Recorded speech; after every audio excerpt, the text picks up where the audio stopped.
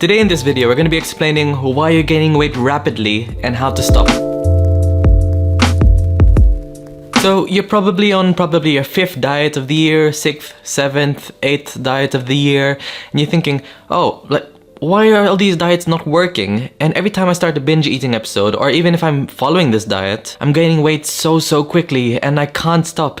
Please help, my weight is going up so quickly. Is your metabolism broken? Are you probably eating more than you think you are? Maybe something's wrong here. Maybe it's your thyroid. All those kind of things.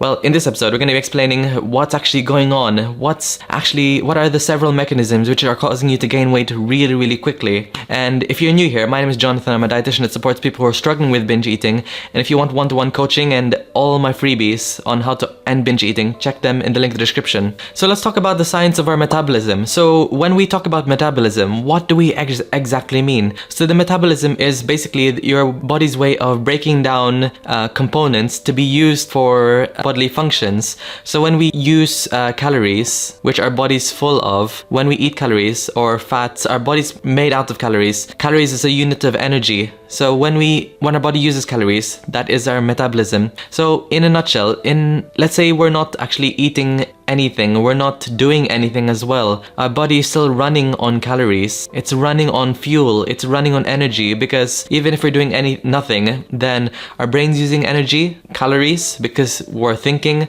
Our brain is doing tons of things. Our heart, our lungs, our liver, our kidneys are all active 24/7, even if we're not doing anything. So to improve your metabolism, it's not just exercise, and you're going to gain weight extremely quickly if you eat nothing. And we're going to break this down by understanding what is basal metabolic rate. So understanding what our basal metabolic rate is, then we can understand the science of why we're gaining weight really quickly. So our basal metabolic rate, which I'm going to be putting a picture of up here right now, is our body's way of burning calories even if we're doing nothing. So even if we're in a coma, when we're not doing anything, then we're still using calories for our brain, as I mentioned, for our liver, lungs, and even just body heat. Our body is using calories, it's using energy to actually keep our bodily functions alive. There's actually even a saying, actually, that if you wear wet clothes, then they're going to dry much quicker because your body's releasing residual body heat. So if you wear wet clothes, then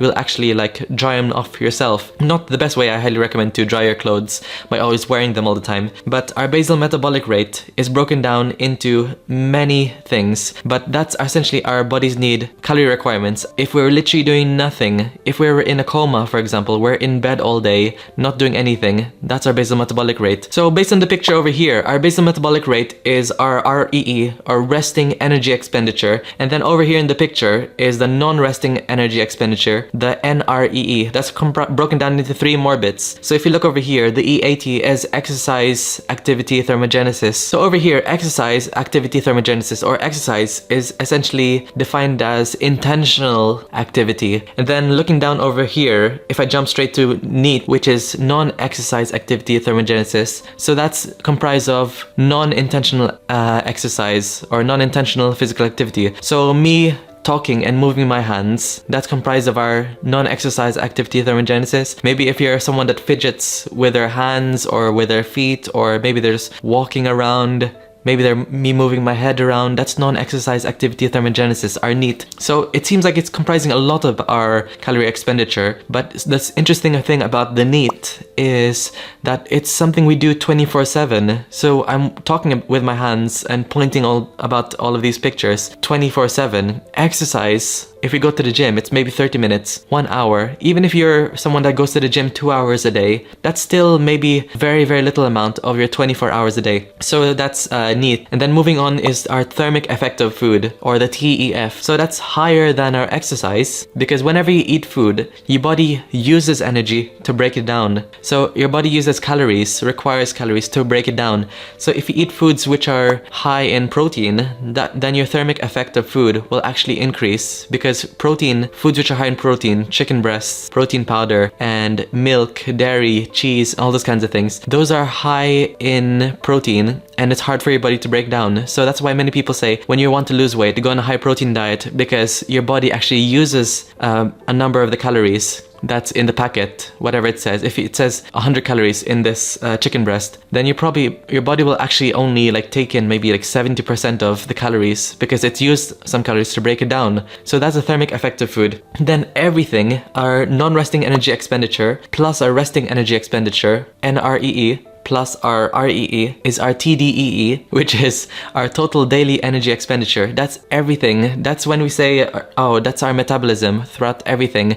So when we say we have a fast metabolism, maybe we're exercising a lot, maybe our thermic effective food is really high, maybe our NEAT is really high, maybe our basal metabolic rate is really high. Things that can increase our basic metabolic rate, having a very, very high muscle mass can actually increase your basic metabolic rate because muscle mass is very energy intensive to keep, which is why you see many massive bodybuilders, their maintenance calories are like 3,000 calories or even higher because they're mass monsters. They're carrying lots of active tissue and maybe other things that can increase your basal metabolic rate. Period of sickness. If you're really, really poorly, your body's going to be working on overtime. Immune system is going to be working on overtime to fight through this illness. Sometimes it can actually reduce your basal metabolic rate. And that's a whistle-stop tour on the science of metabolism. That's all you need to know. That's literally everything. So you might be thinking, okay, Jonathan, that's really interesting to learn about our metabolism and what can influence my metabolism. But Jonathan, just get straight to the point. Why am I gaining weight really, really quickly? So now let's talk about the science of why your total daily energy expenditure might be much, much less than you think it is. So when normal people who don't diet, let's say someone runs on 2000 calories, you could be running on much, much less because of what yo-yo dieting has done to your metabolism. You might have actually wrecked your metabolism. It's downregulated much less. So if you eat a certain amount of food, you're going to be gaining weight. Even if you're eating on what you might be thinking as a deficit, your metabolism might be much, much lower than you think it is because you've been yo-yo dieting for so long. So let's bring to the study the Biggest Loser experiment. So I don't know if you might have heard, but The Biggest Loser is a show in America where people actually have to lose as much weight as possible and then you might like win a massive prize. So these people who are 400 pounds, 500 pounds, 300 pounds, they have to lose as much weight as possible. So they go into extreme diet, they jump onto extreme exercise regimens, and I think this actually led to very disordered eating habits. And I don't know if the show is running on right now or if they're not running it anymore. But it's actually like wrecked many people's self-esteem relationship with food. But anyway, let's talk about the metabolism. So the studies have been done on following people's metabolic rates, on what would happen if you crash dieted, if you jump onto an extremely restrictive diet and you over-exercised, you wrecked your metabolism. Well, essentially what happens is your metabolic rate permanently decreases. You have this thing called metabolic adaptation. So in a nutshell, what happens is, let's say your maintenance calories is, if you eat this much calories, you're not gonna gain weight, you're not gonna lose weight. So let's say your maintenance calories 2000 calories. Now you've been jumping onto restrictive diets, restricting, binge eating. Your body's thinking, okay, there's a famine going on. I need to save as much calories as I need to prevent losing even more weight. So this period of prolonged restriction, extreme dieting, extreme surplus will cause your body to metabolically adapt. So what you thought was your metabolic maintenance, 2000 calories, it could be 1500 calories, because what happens is our body adapts to this restriction, this deficit. So what actually happens is your body turns down the body heat, turns down your body heat. And I want you to think right now, as you're listening to these symptoms, that you might be experiencing metabolic adaptation. Are you feeling really cold? Are you feeling exhausted all the time? Are you feeling like your brain focus is not what it used to be? You start to be forgetful. You start to struggle to concentrate. You start to feel really weak. Your bones are really weak. You feel lack of energy throughout the day. Even if you're eating regular meals, you're feeling like you're exhausted all the time. It's 10 o'clock hits. You feel exhausted. You want a nap as soon as possible. You have low motivation. In general, you're just feeling exhausted all over the place.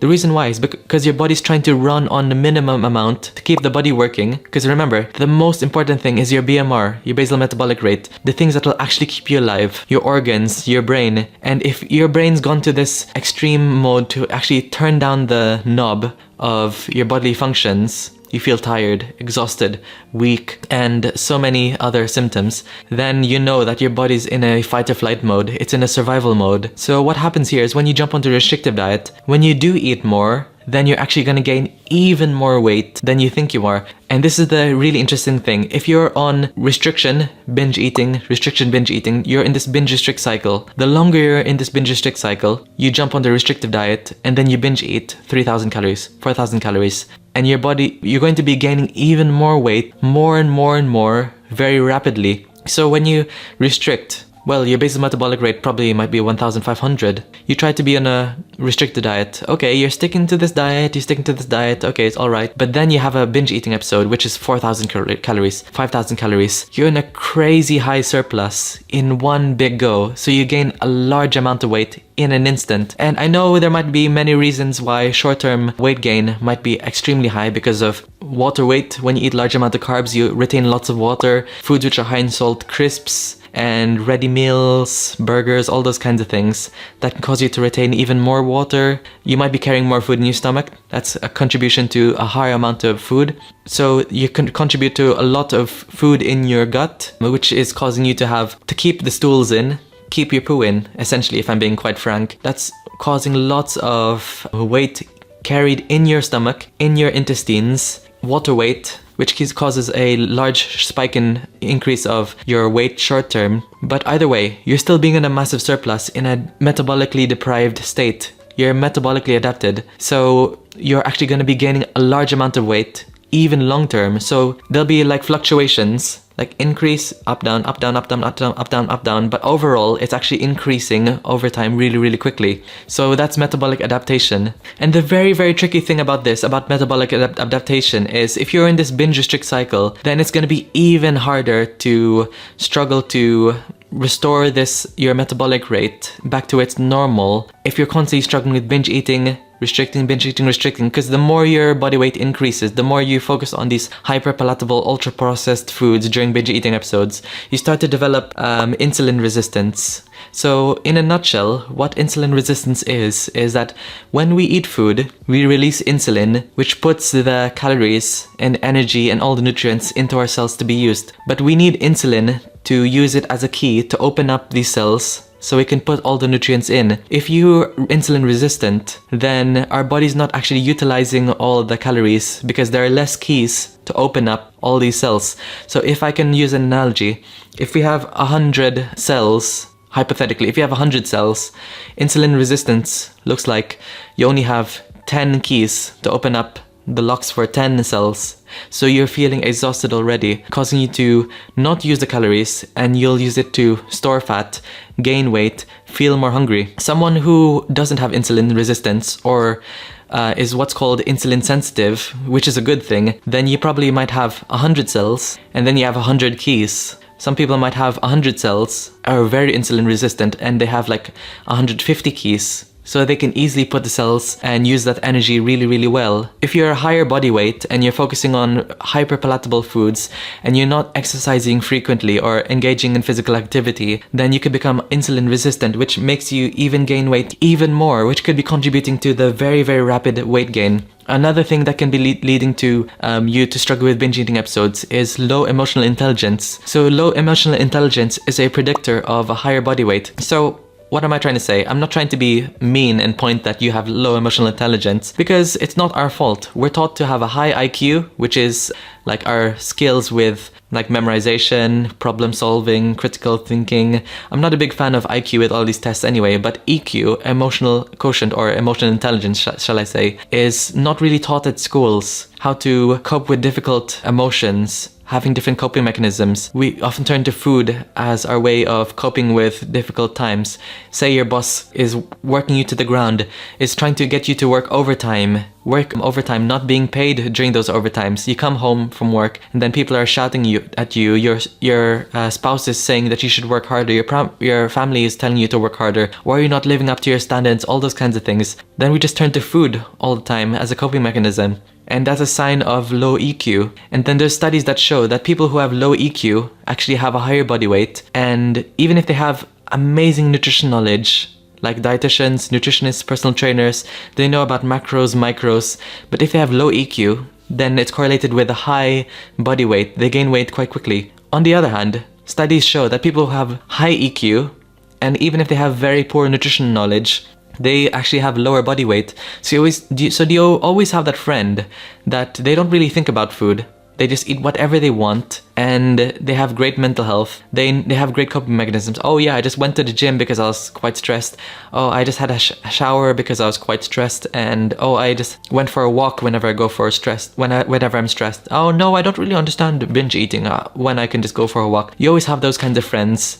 Those people probably have high EQ, even though they have very low nutritional knowledge. And that's why they're actually like maintaining their weight or not even gaining a large amount of weight. So to improve your EQ, we need to focus more on mindful eating, mindfulness. If you want to learn how to improve your EQ, or emotional quotient or emotional intelligence, then check my food freedom course, because I cover a whole video on improving your emotional intelligence and how to reduce binge eating episodes, improve mindful eating, and improve healthy habits through neuroplasticity. And there's a whole video episode on improving your EQ and how to do that. And it's completely free. There's an hour worth of free content on how to essentially reach food freedom. It's free in the link in the description. So sign up to the food freedom course, which is completely free to watch anytime. Actually, if you check the link in the description right now, there's a sign up page, but there's also like a free episode 1 if you want to watch it right now. You don't actually have to sign up to watch episode 1. It's completely free. And if you want to learn more about food freedom and you actually enjoyed that episode 1, which is, I think, if I could remember, 7 minutes long, then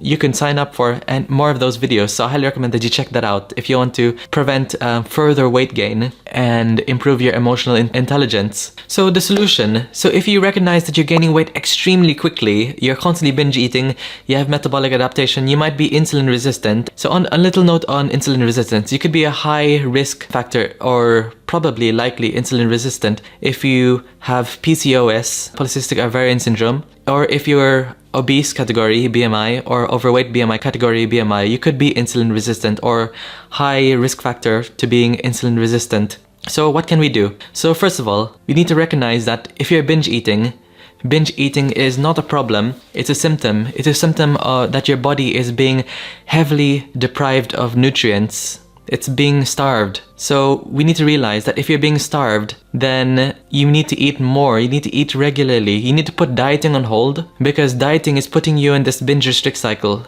Binge eat, restrict, binge eat, restrict, which is causing this metabolic adaptation. So you can slowly restore your metabolic rate, proper metabolic rate, through eating regular meals, nourishing meals, regularly, infrequently. So get back into the habit of eating breakfast, lunch, and dinner as if you're not dieting at all. And I'm not saying that you should completely throw away dieting, eat cookies, cakes, donuts, brownies, but get into the regular habit of eating breakfast, lunch, and dinner. And if you start to eat regular meals, then your body will start to restore your hunger, restore your metabolic rate. It'll recognize, okay, I'm actually eating at maintenance calories. There's no need. I'm not recognizing that the body is being in a deficit. So I'm going to turn up the brain function. I'm going to turn up my muscle gaining function. I'm going to turn up the knobs. I'm going to increase the body heat back to where it normally is. I'm going to kickstart the furnace because we have all the fuel. And then there's no need for me to binge eat, reduce my calorie usage, reduce my metabolic rate. There's no need to be in metabolic adaptation. So studies show that if you put dieting on hold and you eat in maintenance, aka you just eat based on what your body needs, then your body is actually going to restore those hunger cues, and you'll be back at maybe, let's say, this hypothetical 2000 calories maintenance instead of running on 1500 or 1300 or whatever that metabolic adaptation is. That's the first step. A second step is to overcome insulin resistance. So insulin resistance is a consequence of being a high body weight, and maybe you could be having another factor such as PCOS, which puts you at a insulin resistant state, or maybe you might have diabetes, which could put you at an insulin resistant state. So you need to try to improve your insulin sensitivity. So insulin sensitivity, remember, as an analogy, if we're insulin sensitive, then our body will be much less likely to feel extremely hungry, and it'll be much more efficient with its energy usage. So in a nutshell, if we go back to what I talked about, what insulin is. So as a little recap, insulin is released by the pancreas, and insulin is a hormone that acts as a key to open up the cells so they can receive all the nutrients, all the goodness, all the calories, all the energy, vitamins, minerals, all those periodic table of elements kinds of things. But if you're insulin resistant, then you have less keys and more cells. So some cells are not going to receive the nutrients, and that can be putting you at a factor of trying to gain weight even faster. But if you're insulin sensitive, then you can have more keys, or you probably have enough keys in proportion to the cells that you have. So you have 100 keys, 100 cells to receive all those nutrients. They all open up. So things that can improve your insulin sensitivity: trying to exercise, whether it's running or actually trying to weightlift, trying to gain more muscle mass. Having more muscle mass is correlated with being more insulin sensitive, because your body's actually able to receive and open up those keys very frequently for energy usage. It's like kickstarting your engine. You're constantly using it again and again and again, and it's becoming much more insulin sensitive. Another thing that can improve your insulin sensitivity is actually eating a diet which is rich in fiber and protein. So if you're eating foods which are rich in fiber and protein, so not just pot noodles, but trying to make meals which are nutritious and balanced. So meals that could be high in fiber and protein, maybe going for like salmon, broccoli, and rice. So there's fiber in the broccoli and lots of protein in the salmon. That can actually improve your insulin sensitivity. So that can actually improve your metabolic rate. So, and also trying to go on a diet which is high in fiber and high protein. So if you have a diet which is high in protein, then your thermic effect of food will actually increase. You'll actually use up more calories much more efficiently to burn down those calories. If you choose to lose weight, which you want to, but try not to rush losing weight. If you're binge eating, put dieting on hold, but still go for a high protein diet, and then try to focus on a high fiber diet to improve your insulin sensitivity and not make you hungry all the time, because fiber is used to improve your gut health, which can improve hunger and fullness signaling, hormone signaling, and that includes leptin, which is the fullness hormone, ghrelin, which is the hunger hormone, and also insulin, which is the hormone which can open up the keys to receive nutrients. So lots of hormones in the body. Improving your gut microbiome, having a high fiber diet, brown foods such as, I call them brown foods, such as brown bread, brown pasta, brown rice, fruits, vegetables, beans, seeds, nuts. Foods which are high in fiber can actually improve your gut microbiome and improve your metabolic rate. So in summary of this video, if your weight is shooting up extremely quickly, you probably might be struggling from metabolic adaptations, and if you're struggling with binge eating, yo-yo dieting, binge eating, yo-yo dieting, binge eating, you will gain weight extremely quickly. So what I'm trying to say is, first of all, 2 solutions. If you're constantly binge eating, stop binge eating by recognizing that it's a symptom, not a problem. So you need to eat regular meals and put dieting on hold by eating meals which are high in protein, high in fiber. Try to make your meals nourishing, satisfying, and enjoyable. So instead of going on this extreme strict diet such as plain broccoli, boiled chicken, and quinoa, which personally I really hate as a meal, but something that's enjoyable, such as egg fried rice, garlic honey teriyaki chicken, and buttered broccoli, which people might think that's strange, but I really enjoy it.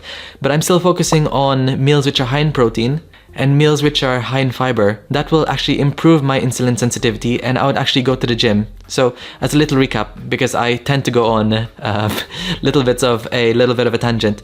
So in summary, if I could bullet point it: high protein, high fiber, try to engage in physical activity and put dieting on hold, try to be in maintenance as much as possible and eat regular meals. That's how you can avoid metabolic adaptation, restore your metabolic rate, and improve insulin sensitivity. And then once your binge eating episodes stop and you feel like you've gotten a hold of sustainable healthy eating, which is high in fiber and high protein, then if you want, then you can choose to lose weight at a sustainable pace. But I always say in my videos that if you're binge eating, there's no way that you can consistently, sustainably lose weight, because you're constantly fighting against your body. Your brain is saying, lose weight, but your survivalistic mindset part of your brain is saying, no, I don't want to lose weight. I think there's a famine going on. I need to start binge eating because that's going to trigger a survivalistic response that I need to gain as much weight as possible. Anyway, there's a bit of another rambly on video, but I hope you really enjoy it, and this is a really good explanation of understanding metabolic rate. Our body is primed to survive. if you're binge eating, you're fighting against your body. You'll never win against your body unless you put an end to binge eating episodes. So if you enjoyed this video, I highly, massively appreciate it if you could like, subscribe, and comment on this video if you found this really helpful, so other people could find this video and share with other people who are struggling with extreme weight gain. And if you're really struggling with constantly thinking about food all the time, I highly recommend that you check this video out on how to unlearn thinking about food all the time and just get on with your life. Sometimes you just think, oh, I'm talking to my family members, but I'm thinking in my mind, I'm actually thinking about, oh, how much calorie allowance do I have for this food? If I eat dinner, would I have more allowance for this? All those kinds of things. You start to lose focus. You start to lose focus in life. You have no goals in life. So anyway, check this video out if you want to learn how to stop thinking about food all the time, and I'll see you there. See ya!